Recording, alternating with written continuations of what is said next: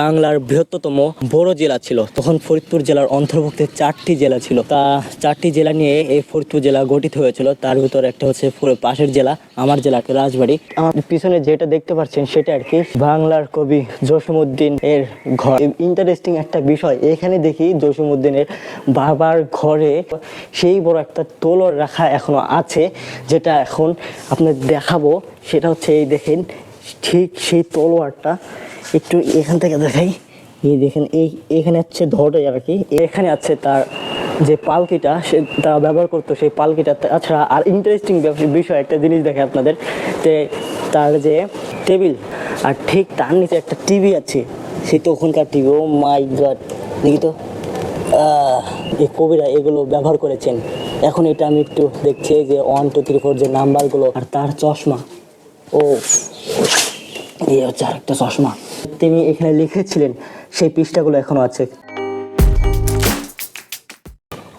So আসসালামু আলাইকুম। Right now guys, আমি এখন আছি ফরিদপুর জেলায়, আর আমার পাশে হচ্ছে ফরিদপুরের যে বয়ে যাওয়া কুমার নদী আর কি। আর কুমার নদীর পাশে হচ্ছে বাংলার এক বিখ্যাত কবির বাড়ি। তিনি হচ্ছেন পল্লী কবি জসীমউদ্দিন। আজকের এই ভিডিওতে এক্সপ্লোর করব ফরিদপুর জেলা নিয়ে, আর তার পিছনে লুকিয়ে থাকা ইতিহাস। আর এটা হচ্ছে কবির বাড়ির মেইন গেট আর কি, আর এখান থেকে প্রবেশ মুখ। আর তার বাড়ির সামনে হচ্ছে যে মাঠটা দেখালাম কেবলমাত্র, সেই মাঠটা আর কি। তার পাশে হচ্ছে সেই কুমার নদ। আচ্ছা যাই হোক, আমরা এখন এই গেট দিয়ে প্রবেশ করি তার বাড়ির ভিতর আর কি। এখান দিয়ে প্রবেশ করবেন, আর তার সামনে হচ্ছে বাড়ি, আর তার পাশে হচ্ছে সেই কবির সমাধি। তাছাড়া তার আত্মীয় স্বজন যারা ছিল তাদের এখানে সেই সমাধিগুলো আছে, বা কবর যেটা বলেন আর কি, সেটা। আমাদেরকে পল্লী কবি জসীমউদ্দিনের ইতিহাস সম্পর্কে জানার আগে আমাদের সর্বপ্রথম চলে যেতে হবে ফরিদপুরের ইতিহাসে। ফরিদপুরের নামের পেছনেও ইতিহাস আছে। 15শো শতাব্দীতে এই অঞ্চলে একজন সুলতান জালালউদ্দিন ফতেহ শাহ এই অঞ্চলকে জয় করেন, মানে যুদ্ধ করে জয় করেছিলেন। তারপর তখন তার নাম অনুসারে এই ফরিদপুরের তখন নাম ছিল হচ্ছে ফতেহাবাদ। তার পরবর্তীতে 1802 সালে বাগদাদ থেকে হজরত শাহ ফরিদউদ্দিন রহমতুল্লাহ আলাই তিনি এই অঞ্চলে আসেন। এই অঞ্চলে এসে তিনি ধর্ম প্রচার করতেন আর কি, ইসলামের দাওয়াত দিতেন। তখন তিনি অনেক জনপ্রিয় হয়ে যায়। তারপর তার নাম অনুসারে এই ফরিদপুরের নাম রাখা হয় ফরিদপুর। তখন থেকে আর কি এই ফরিদপুর জেলার ফরিদপুর নামটা সৃষ্টি হয়েছে। আর এখন আসি ফরিদপুর জেলার ইতিহাস। আর ব্রিটিশ আমলে এই ফরিদপুর জেলা কিন্তু শুধু ফরিদপুর এই সিটিটা ছিল না, তখন কিন্তু ফরিদপুর জেলাটা অনেক বড়, বাংলার বৃহত্তম বড় জেলা ছিল। তখন ফরিদপুর জেলার অন্তর্ভুক্ত 4টি জেলা ছিল। তা 4টি জেলা নিয়ে এই ফরিদপুর জেলা গঠিত হয়েছিল। তার ভিতর একটা হচ্ছে পাশের জেলা, আমার জেলা রাজবাড়ী। সেই রাজবাড়ী, তাছাড়া গোপালগঞ্জ, তাছাড়া মাদারীপুর, শরীয়তপুর সবই ছিল হচ্ছে ফরিদপুর অন্তর্ভুক্ত। ফরিদপুর জেলা হচ্ছে 1815 সালে ফরিদপুর জেলা হিসেবে গঠিত হয়। টানা 170 বছর পর 1884 সালে এই 5টি জেলা অন্তর্ভুক্ত হয়ে যায়, মানে আলাদা হয়ে যায় ভেঙে। তখন থেকে আর কি এই জেলাটা এককভাবে পরিচালনা হয়ে আসছে। এটা হচ্ছে ফরিদপুর জেলার ইতিহাস। এর পরপরই যখন ফরিদপুর জেলা তৈরি হয়েছিল 1815 সালে, ব্রিটিশদের শোষিত মূল কেন্দ্রবিন্দু হয়ে ওঠে। এই জেলার হচ্ছে মধুখালী, তারপর আলফাডাঙ্গা যে উপজেলা আছে, সেই উপজেলায় কিন্তু ব্রিটিশদের সবচেয়ে বড় 2টি নীলকুঠি ছিল, যেখানে তারা নীলের কাজ করতো আর কি। সেই নীলকুঠিগুলো কিন্তু 18 সাল থেকে নির্মাণের কাজ শুরু করেছিল। আর যখন 1815 সালে জেলা হিসেবে পরিণত হয়, তারপরই এই নীল কাজের শুরু হয়ে যায়। তখন এইখানকার যারা কৃষকরা ছিল তাদেরকে জোর জবরদস্ত করে ব্রিটিশরা নীল চাষ করাতো। ব্রিটিশরা তখন কিন্তু কৃষকদের অগ্রিম দাদন দিত। অগ্রিম দাদন বলতে বোঝানো হচ্ছে কি, অগ্রিম টাকা দিত, যে তোমরা ধান আর পাট এগুলো চাষ করা বাদ দিয়ে তোমরা নীল চাষ করো, আমাদের নীল চাষ করে দাও। আর এদিকে দেখা যায় যে কৃষকরা যদি 1 বিঘা জমিতে নীল চাষ করে, এই 1 বিঘা জমি থেকে তাদের লাভ হতে হচ্ছে মাত্র 1 টাকা করে। আর সেই 1 বিঘা জমিতে যদি কৃষকরা ধান বা পাট চাষ করে, সেখান থেকে দেখা যেত তাদের 5 থেকে 10 টাকা করে লাভ হতো। তখন যদি কৃষকরা ধান চাষ করতে যেত, ব্রিটিশরা সেই দরিদ্র কৃষকদের ধরে নিয়ে সেই নীলকুঠিগুলোতে নিয়ে যেত। তখন সেই নীলকুঠির অনেক বড় বড় কক্ষ ছিল, যেখানে অন্ধকূপ নামে আর কি, সেই কক্ষের ভিতর নিয়ে যেত, তাদের অনেক নির্যাতন করা হতো, অনেক মারধর করা হতো। আর তখনকার সময় একটা বিখ্যাত একটা চাবুক ছিল, সেটা হচ্ছে শ্যামচাঁদ নামের চাবুক।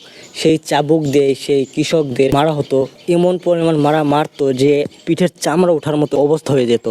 তাও এভাবে দিনের পর দিন শোষিত হয়ে যাচ্ছে বাঙালিরা। তারপর 1800 যখন 59-60 সালের দিকে ফরিদপুরের কৃষকরা সবাই জমাটবদ্ধ হয়ে তারা লাঠি সোঁটা নিয়ে তাদের যে নীলকুঠিগুলো ছিল সেই নীলকুঠির ওপর আক্রমণ করে। এই বিদ্রোহটা হচ্ছে নীল বিদ্রোহ নামে এখন সবাই চেনে বা নীল বিদ্রোহ নামে পরিচিত। আর এখন আসি পল্লী কবি জসীমউদ্দীনের ইতিহাসের পাতায়।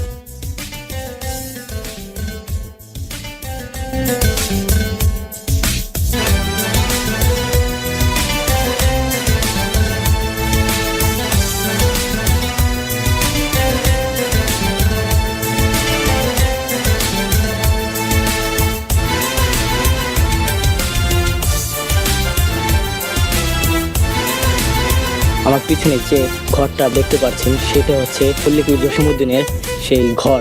আর মেইনলি আপনারা যখন এই পল্লী কবি জসীমউদ্দীনের বাড়িতে আসবেন তখন কিন্তু আপনারা যে ফরিদপুরে রেলওয়ে স্টেশন আছে সেখান থেকে একটা অটো বা রিক্সার মাধ্যমে এখানে আসতে পারেন। সেখান থেকে কয় কিলোমিটার, 2 থেকে 3 কিলোমিটার। ফার্স্টে আপনারা সেই গেট দিয়ে প্রবেশ করবেন। গেট দিয়ে প্রবেশ মুখে আপনারা তার ডান পাশের দিকে দেখবেন তার যে কবরস্থান, সেই কবরস্থান আছে যেখানে আরও তার আত্মীয় স্বজনরা আছে আর তাদের ভাইয়ের কবরগুলো আছে। আর সামনের মুখোমুখি বরাবর যেটা দেখবেন সেটা হচ্ছে তার ছোট ভাইয়ের ঘর ছিল। তার ছোট ভাইয়ের ঘরের পাশে তার পিছনের দিকে হচ্ছে আর কি তার পল্লী কবি জসীমউদ্দীনের ঘরটা। পল্লী কবি জসীমউদ্দীন ফরিদপুর জেলায় 1903 সালে জন্মগ্রহণ করেন। তিনি কিন্তু বড় হয়েছেন তার এই যে পৈতৃক নির্বাসে, যেটা হচ্ছে তার এটা আর কি পৈতৃক নির্বাস, মানে তার পিতার বাড়ি আর কি, এখানে তিনি বড় হয়েছেন। কবি যখন ছোট ছিলেন তখন কিন্তু তার বাড়ির পাশে যেটা হচ্ছে রাস্তার ওই পাশে কুমার নদ তখন অনেক উত্তাল ছিল, মানে তখন কিন্তু পানিটা অনেক ভরা ছিল, ভরপুর। তখন সেই পানির ঢেউ, তাছাড়া এই গ্রামীণ পরিবেশের মানুষের দুঃখ কষ্ট সব মিলিয়ে কবি একটা কবিতা তৈরি করেছিলেন। সেই কবিতাটা হচ্ছে কবর নাম কবিতা। কবর কবিতার পিছনে এই গ্রাম অঞ্চলের পরিবেশ তার পিছনে কাজ করেছে।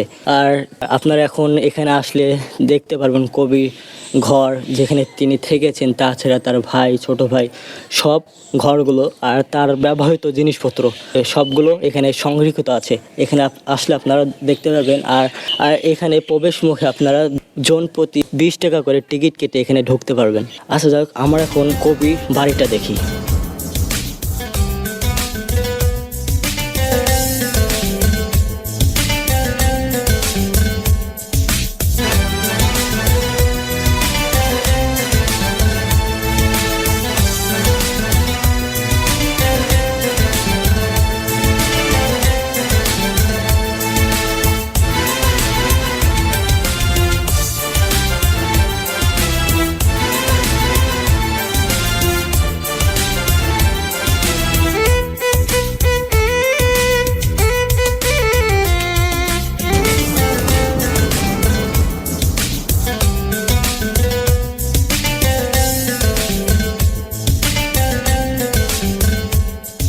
তার সেজু ভাই ওইখানে লেখা আছে সেজু ভাই ঘর আর কি। আর ঠিক এই ঘরের সামনে হচ্ছে কবির সেই ঘর।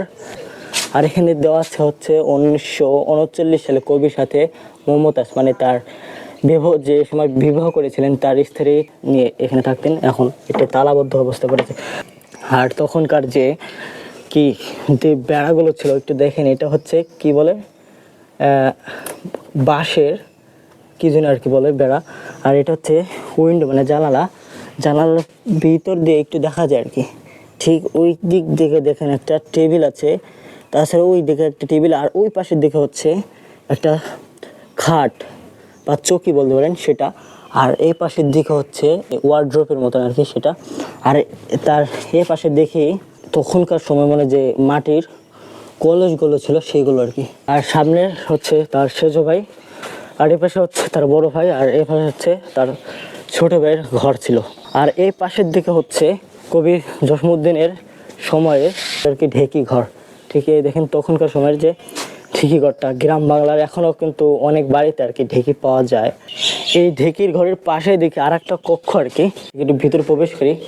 আর তখনকার তার যে ছবিগুলো, ঠিক এগুলো দেখেন, সেই ছবিগুলো, তাছাড়া তার সেই ব্যবহারকৃত, এটা হচ্ছে তার ব্যবহৃত হাতের বাটি, তার বইগুলো দেখেন, আর তার সময়ের, ও মাই গড, এইটা হচ্ছে কবির লেখার কলম কালি ও পেন্সিল, মানে কবি এগুলো লিখেছিলেন। দেখেন কবির হাতের লেখাটা একটু, ও এই দেখেন কবির লেখা, আর সেই তখনকার সেই পৃষ্ঠাগুলো, ইন্টারেস্টিং একটা বিষয়। আর এটা হচ্ছে কোনো খাঁচা আর কি, যেটা কবি ব্যবহার করেছিলেন।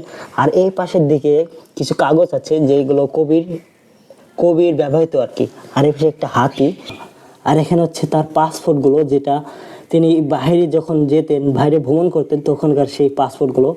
এই দেখেন বাংলাদেশ পাসপোর্ট।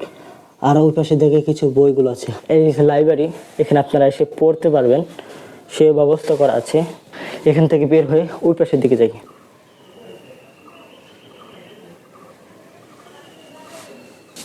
একটা জিনিস দেখে আপনারা যখন জসীমউদ্দীনের কবির বাড়ির ভিতর ঢুকবেন, ঠিক ওই পাশ দিয়ে আর কি রাস্তা, ঠিক ওই পাশ দিয়ে ঢুকে সামনে আমার হাত নখ সোজাসুজি ওই পাশ দিয়ে হচ্ছে, সামনে গেলে হচ্ছে জসীমউদ্দীন কবির যে কক্ষটা ছিল বা ঘরটা ছিল, কবির ঘর সেটা, আর সেটা। আর ঠিক তার এই পাশের দিকে, ঠিক এইখানে হচ্ছে তার জসীমউদ্দীন কবির পিতা আনসার উদ্দিন স্মৃতি ঘর, মানে এখানে তিনি থাকতেন, জসীমউদ্দীন কবির বাবা। ভিতরে হচ্ছে এই দেখেন, এ হচ্ছে ভিতরে দৃশ্য। এখানে কিছু কবির বংশ পরিচয় দেওয়া আছে, কবির দাদা, তাছাড়া পিতা মাতা, সব কিছু কবে কি হয়েছে সব ডিটেলসে বলা আছে এখানে। আর তখনকার যে যে স্মৃতিগুলো এখানে রেখে দিয়েছে। এখানে এটা আবার কি রে, ও ভাই, ইরে ভাই, এটা কি, এটা তরোয়ার। একটু এখান থেকে দেখাই, এই দেখেন, এখানে হচ্ছে ধরে আর কি, এই ঠিক মস্ত বড় একটা তরোয়ার। ও মাই গড। আর সেই তখনকার কিছু বই এর পাশের দিকে কিছু আছে। আর এটা কি, ও আর এগুলো হচ্ছে ডিস্ক, ওকে, যেটা হচ্ছে আগে ব্যবহার করা হতো। এই যে এখানে লেখা আছে, কবির লেখা ও সুর, আমার এত রাতে কেনে ডাক দিলি। যাই হোক, আজকের ভিডিওটা এই আর কি ছিল। আর ভিডিওটা এখান থেকে শেষ করব। আর এখান থেকে যাব হচ্ছে 600 বছর আগেকার যে পথরাইল দিঘি মসজিদ আছে, ঠিক সেইখানে যাবো।